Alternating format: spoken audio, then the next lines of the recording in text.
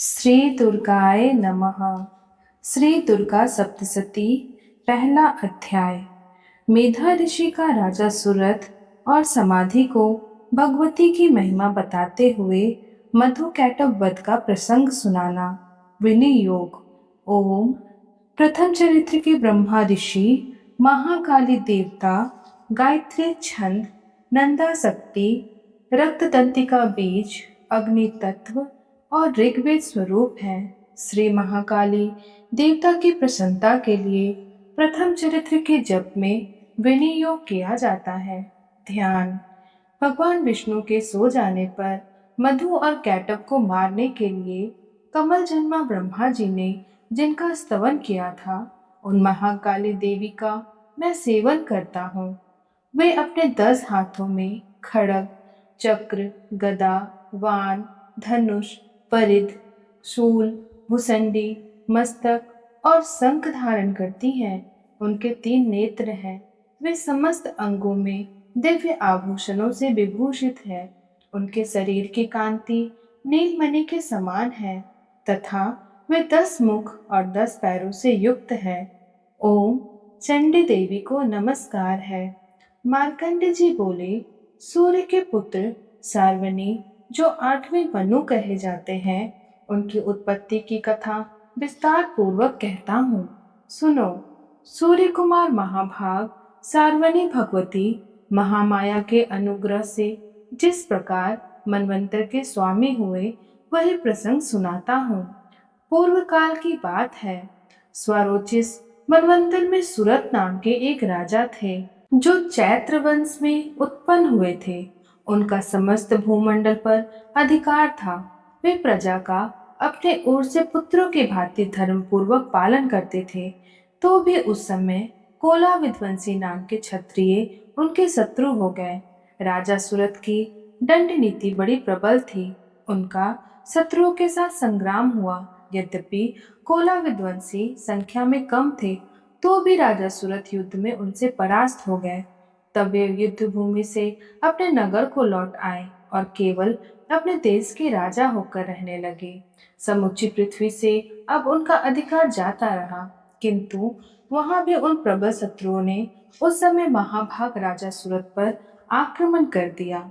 राजा का बल क्षीण हो चला था, इसीलिए उनके दुष्ट, बलवान एवं दुरात्मा मंत्रियों ने वहां उनकी राजधानी में भी राजकीय सेना और खजानों को हथिया लिया। सूरत का प्रभुत्व नष्ट हो चुका था, इसीलिए वे शिकार खेलने के बहाने घोड़े पर सवार हो वहां से अकेले ही एक घने जंगल में चले गए। वहां उन्होंने विप्रवर मेधा मुनि का आश्रम देखा, जहां कितने ही हिंसक जीव अपनी स्वाभाविक हिंसावृत्ति छोड़कर परम शांत भाव से रहते थे। मुनि के बहुत से शिष्य उस वन की शोभा बढ़ा रहे थे। वहां जाने पर मुनि ने उनका सत्कार किया और वे उन मुनि श्रेष्ठ के आश्रम पर इधर उधर विचरते हुए कुछ काल तक रहे। फिर ममता से आकृष्ट चित्त होकर वहां इस प्रकार चिंता करने लगे, पूर्व काल में मेरे पूर्वजों ने जिसका पालन किया था, वही नगर आज मुझसे रहित है। पता नहीं मेरे दुराचारी भृत्यगण उनके धर्म पूर्वक रक्षा करते हैं या नहीं। जो सदा मध्य की वर्षा करने वाला और सूरवीर था, वह मेरा प्रधान हाथी अब शत्रुओं के अधीन होकर ना जाने किन भोगों को भोगता होगा। जो लोग मेरी कृपा, धन और भोजन पाने से सदा मेरे पीछे पीछे चलते थे, वे निश्चय ही अब दूसरे राजाओं का अनुसरण करते होंगे। उन अपव्ययी लोगों के द्वारा सदा खर्च होते रहने के कारण अत्यंत कष्ट से जमा किया हुआ मेरा वह खजाना खाली हो जाएगा। ये तथा और भी कई बातें राजा सूरथ निरंतर सोचते रहते थे। एक दिन उन्होंने वहां विप्रवर मेधा के आश्रम के निकट एक वैश्य को देखा और उससे पूछा, भाई तुम कौन हो? यहाँ तुम्हारे आने का क्या कारण है? तुम क्यों शोकग्रस्त हो और अनमने से दिखाई देते हो? राजा सूरथ का प्रेम पूर्वक कहा हुआ वचन सुनकर वैश्य ने विनीत भाव से उन्हें प्रणाम करके कहा। वैश्य बोला, राजन, मैं धनियों के कुल में उत्पन्न एक वैश्य हूँ। मेरा नाम समाधि है। मेरे दुष्ट स्त्री पुत्रों ने धन के लोभ में मुझे घर से बाहर निकाल दिया है। मैं इस समय धन, स्त्री और पुत्रों से वंचित हूँ। मेरे विश्वसनीय बंधुओं ने मेरा ही धन लेकर मुझे दूर कर दिया।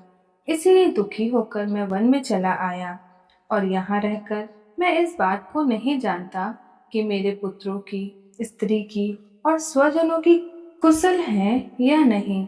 इस समय घर में वे कुशल से रह रहे हैं अथवा कोई कष्ट है। वे मेरे पुत्र कैसे हैं? क्या वे सदाचारी हैं अथवा दुराचारी हो गए हैं? राजन ने पूछा।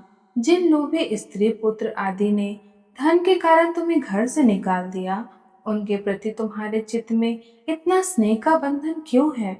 वैश्य बोला, आप मेरे विषय में जैसी बात कहते हैं वह सब ठीक है, किंतु क्या करूं, मेरा मन निष्ठुरता नहीं धारण करता। जिन्होंने धन के लोभ में पड़कर पिता के प्रति स्नेह, पति के प्रति प्रेम तथा आत्मीय जन के प्रति अनुराग को तिलांजलि दे दी, मुझे घर से निकाल दिया है, उन्हीं के प्रति मेरे हृदय में इतना स्नेह है। महामते, गुणहीन बंधुओं के प्रति भी जो मेरा चित्त इस प्रकार प्रेम मग्न हो रहा है, यह क्या है? इस बात को मैं जानकर भी नहीं जान पाता।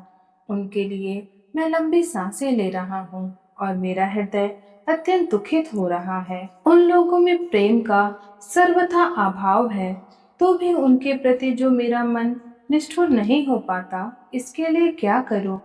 मार्कंडे जी कहते हैं, ब्राह्मण तदंतर राजाओं में श्रेष्ठ सुरत व समाधि नामक वैश्य दोनों साथ साथ मेधा मुनि की सेवा में उपस्थित हुए और उनके साथ यथा योग्य न्यायानुकूल विनय पूर्ण बर्ताव करके बैठे। तत्पश्चात वैश्य और राजन ने कुछ वार्तालाप आरंभ किया। राजन ने कहा, भगवान, मैं आपसे एक बात पूछना चाहता हूँ, उसे बताइए। मेरा चित्त अपने अधीन ना होने के कारण वह बात मेरे मन को बहुत दुखी करता है। जो राज्य मेरे हाथ से चला गया है, उसमें और उसके संपूर्ण अंगों में मेरी ममता बनी हुई है। मुनि श्रेष्ठ, यह जानते हुए भी कि वह अब मेरा नहीं है, अज्ञानी की भांति मुझे उसके लिए दुख होता है। यह क्या है? इधर यह वैश्य भी घर से अपमानित होकर आया है। इसके पुत्र, स्त्री और भृत्यों ने इसे छोड़ दिया है। स्वजनों ने भी इसका परित्याग कर दिया है, तो भी यह उनके प्रति अत्यंत हार्दिक स्नेह रहता है। इस प्रकार यह तथा मैं दोनों ही बहुत दुखी हैं। जिसने प्रत्यक्ष दोष देखा गया है, उस विषय के लिए भी हमारे मन में ममता जनित आकर्षण पैदा हो रहा है। महाभाग, हम दोनों समझदार हैं, तो भी हम में जो मोह पैदा हुआ है, यह क्या है? विवेक शून्य पुरुष की भांति मुझ में और इसमें भी यह मूर्खता प्रत्यक्ष दिखाई देती है। ऋषि बोले, महाभाग, विषय मार्ग का ज्ञान सब जीवों को है। इसी प्रकार विषय भी सबके लिए अलग अलग है। कुछ प्राणी दिन में नहीं देखते और दूसरे रात में ही नहीं देखते, तथा कुछ जीव ऐसे हैं जो दिन और रात्रि में भी बराबर ही देखते हैं। यह ठीक है कि मनुष्य समझदार होते हैं, किंतु केवल वे ही नहीं होते। पशु, पक्षी और मृग आदि सभी प्राणी समझदार होते हैं। मनुष्यों की समझ भी वैसी ही होती है जैसे उन मृग और पक्षियों की होती है, तथा जैसी मनुष्यों की होती है वैसी ही उन मृग, पक्षी आदि की होती है। यह तथा अन्य बातें भी प्रायः दोनों में समान ही हैं। समझ होने पर भी इन पक्षियों को तो देखो, ये स्वयं भूख से पीड़ित होते हुए भी मोहवश बच्चों की चोंच में कितने चाव से अन्न के दाने डाल रहे हैं। नरश्रेष्ठ, क्या तुम नहीं देखते कि ये मनुष्य समझदार होते हुए भी लोभवश अपने किए हुए उपकार का बदला पाने के लिए पुत्रों की अभिलाषा करते हैं?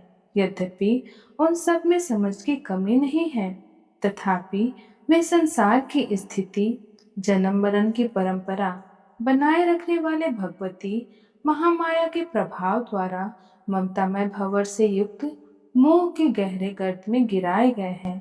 इसीलिए इसमें आश्चर्य नहीं करना चाहिए।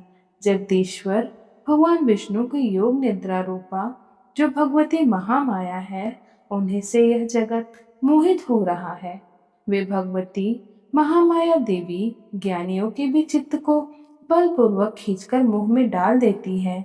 वे ही इस संपूर्ण चराचर जगत की सृष्टि करती हैं तथा वे ही प्रसन्न होने पर मनुष्य को मुक्ति के लिए वरदान देती हैं। वे ही पराविद्या, संसार बंधन और मोक्ष की हेतुभूता सनातनी देवी तथा संपूर्ण ईश्वरों की भी अधीश्वरी है। राजन ने पूछा, भगवती, जिन्हें आप महामाया कहते हैं, वे देवी कौन है?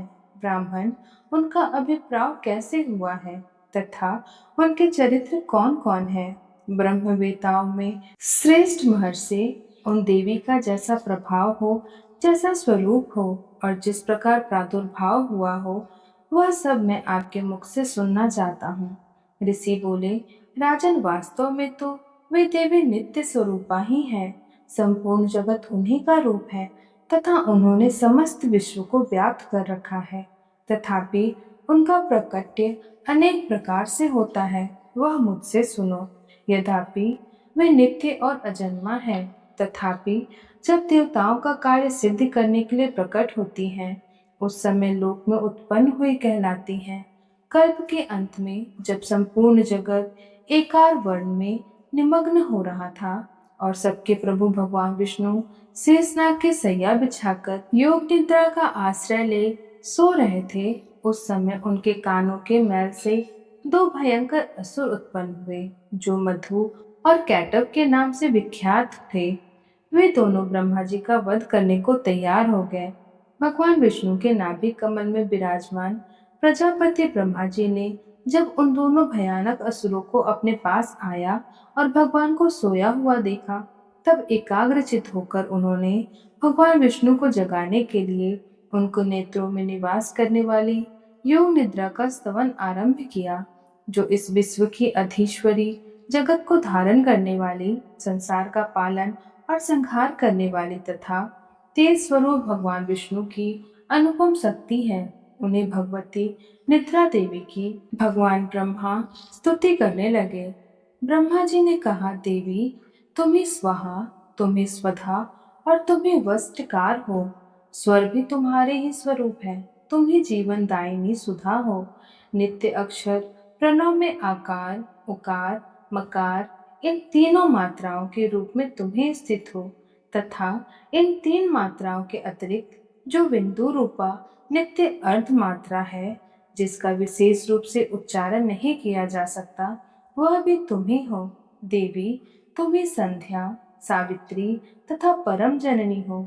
देवी, तुम ही इस विश्व ब्रह्मांड को धारण करती हो। तुमसे ही इस जगत की सृष्टि होती है, तुम्ही से इसका पालन होता है और सदा तुम ही कल्प के अंत में सबको अपना ग्रास बना लेती हो। जगन्मयी देवी, इस जगत की उत्पत्ति के समय तुम सृष्टि रूपा हो, पालन काल में स्थिति रूपा हो तथा कल्पांत के समय संहार रूप धारण करने वाली हो। तुम ही महाविद्या, महामाया, महामेधा, महास्मृति, महामोह रूपा, महादेवी और महासुरी हो। तुम ही तीन गुणों को उत्पन्न करने वाली सबकी प्रकृति हो। भयंकर काल रात्रि, महारात्रि और मोह रात्रि भी तुम ही हो। तुम ही श्री, तुम ही ईश्वरी, तुम ही ह्रीं और तुम ही वो स्वरूपा बुद्धि हो। लज्जा, पुष्टि, तुष्टि, शांति और क्षमा भी तुम ही हो। तुम खड्ग धारिणी, शूल धारिणी, घोर रूपा तथा गदा, चक्र, शंख और धनुष धारण करने वाली हो। वाण, भुसंडी और परिध, ये भी तुम्हारे अस्त्र हैं। तुम सौम्य और सौम्यतर हो। इतना ही नहीं, जितने भी सौम्य एवं सुंदर पदार्थ हैं, उन सब की अपेक्षा तुम अत्यधिक सुंदरी हो। पर और अपर, सबसे परे रहने वाली परमेश्वरी तुम ही हो। सर्वस्वरूपे देवी, कहीं भी सत असत रूप में जो कुछ वस्तुएं हैं, उन सब की जो शक्ति है, वह तुम ही हो। ऐसी अवस्था में तुम्हारी स्तुति क्या हो सकती है? जो इस जगत की सृष्टि, पालन और संहार करते हैं, उन भगवान को भी जब तुमने निद्रा के अधीन कर दिया है, तब तुम्हारी स्तुति करने में यहाँ कौन समर्थ हो सकता है? मुझको, भगवान शंकर को तथा भगवान विष्णु को भी तुमने ही शरीर धारण कराया है, अतः तुम्हारी स्तुति करने की शक्ति किसमें है? देवी, तुम तो अपने इन उदार प्रभाव से ही प्रशंसित हो। ये जो दोनों दुर्धर्ष असुर मधु और कैटव हैं, इनको मुंह में डाल दो और जगदीश्वर भगवान विष्णु को शीघ्र ही जगा दो। साथ ही इनके भीतर इन दोनों महान असुरों को मार डालने की बुद्धि उत्पन्न कर दो। ऋषि कहते हैं, राजन, जब ब्रह्मा जी ने वहां मधु और कैटव को मारने के उद्देश्य से भगवान विष्णु को जगाने के लिए तमोगुण की अधिष्ठात्री देवी योग निद्रा की इस प्रकार स्तुति की, तब वे भगवान के नेत्र, मुख, नासिका, बाहु, हृदय और वक्ष स्थल से निकलकर अव्यक्त जन्मा ब्रह्मा जी की दृष्टि के समक्ष खड़ी हो गई। योग निद्रा से मुक्त होने पर जगत के स्वामी भगवान जनार्दन उस एकार वर्ण के जल के शेष नाग की सैया से जाग उठे। फिर उन्होंने उन दोनों असुरों को देखा। वे दुरात्मा मधु और कैटव अत्यंत बलवान तथा पराक्रमी थे और क्रोध से लाल आंखें किए ब्रह्मा जी को खा जाने के लिए उद्योग कर रहे थे। तब भगवान श्री हरि ने उठकर उन दोनों के साथ 5000 वर्षों तक केवल बाह्य युद्ध किया। वे दोनों भी अत्यंत बल के कारण उन्मत्त हो रहे थे। इधर महामाया ने भी उन्हें मुंह में डाल रखा था। इसीलिए वे भगवान विष्णु से कहने लगे, हम तुम्हारी वीरता से संतुष्ट हैं, तुम हम लोगों से कोई वर मांगो। श्री भगवान बोले, यदि तुम दोनों मुझ पर प्रसन्न हो तो अब मेरे हाथों से मारे जाओ। बस इतना सा ही मैंने वर मांगा है, यहाँ दूसरे किसी वर से क्या लेना है। ऋषि कहते हैं, इस प्रकार धोखे में आ जाने पर जब उन्होंने संपूर्ण जगत में जल ही जल देखा, तब कमल नयन भगवान से कहा, जहाँ पृथ्वी जल में डूबी ना हो, जहाँ सूखा स्थान हो, वहीं हमारा वध करो। ऋषि कहते हैं, तब तथास्तु कहकर शंख और चक्र गदा धारण करने वाले भगवान ने उन दोनों के मस्तक अपने जांघ पर रखकर चक्र से काट डाला। इस प्रकार ये देवी महामाया ब्रह्मा जी की स्तुति करने पर स्वयं प्रकट हुई थी। अब पुनः तुमसे उनके प्रभाव का वर्णन करता हूँ, सुनो। इस प्रकार श्री मार्कंड पुराण में सार्वनिक मनवंतर की कथा के अंतर्गत देवी महात्म्य में मधु कैटव नामक पहला पूरा हुआ।